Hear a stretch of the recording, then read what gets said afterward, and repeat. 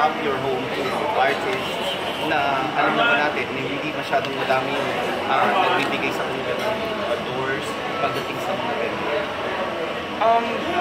Kaya ko siya ginawang ganun kasi sa personal experience, diba? As an artist kasi, ako sa sarili, I wanna grow back.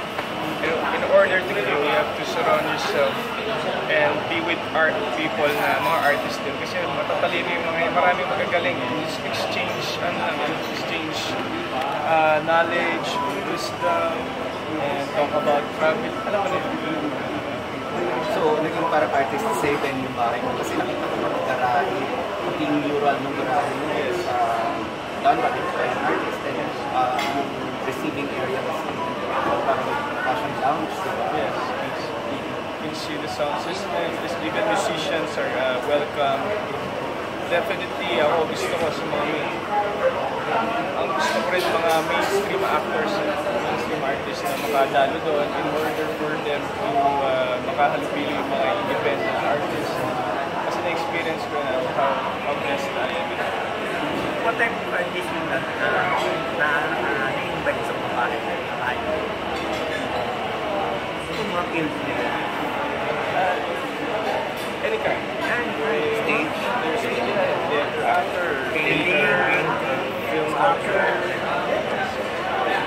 poem. May pangalan ba? Establishment? Ginawa mo ba siya? Hindi siya parang restaurant. Sa pagkain. Food will come naman anytime. But for me, the core of the place is ano rin talaga, artist hub lang talaga. Congratulations. Ikaw gusto nag-design? Ikaw gusto? Yes, with the help of my friend, Direct Richard Solis. Siyempre, hindi naman ako ganun kagaling mag-design.